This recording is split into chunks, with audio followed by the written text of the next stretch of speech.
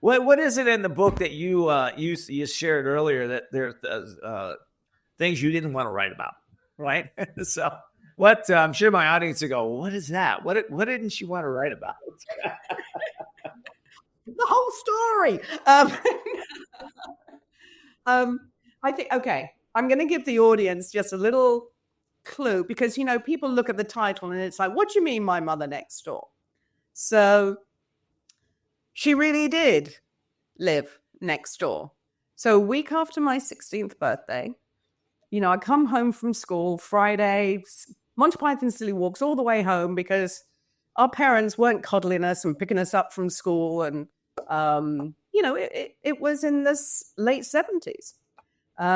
Anyway, get home, normal cup of tea, talking to my mother about what had happened that week. And she turns to me and just says, I'm leaving you and your father tomorrow. I'm like, what?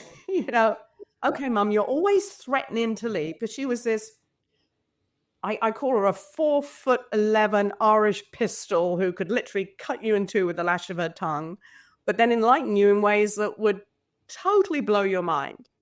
But anyway, I'm say, what do you mean you're leaving? Where are you going? And she's like, next door.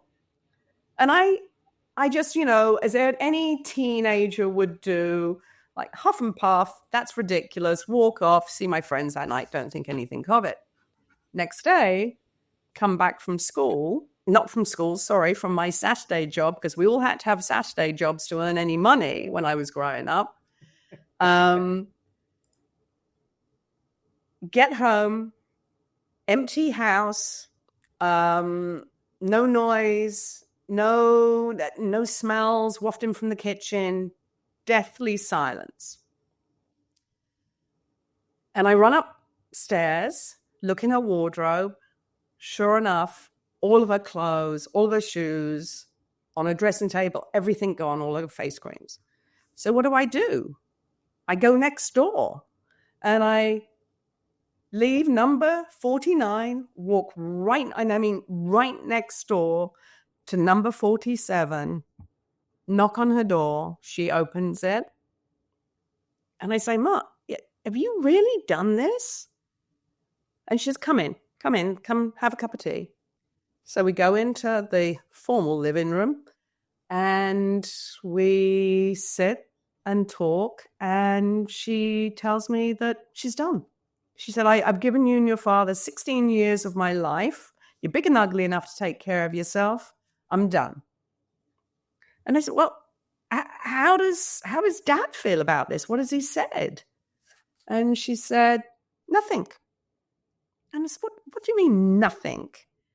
And she said, I haven't told him. What do you mean you haven't told him?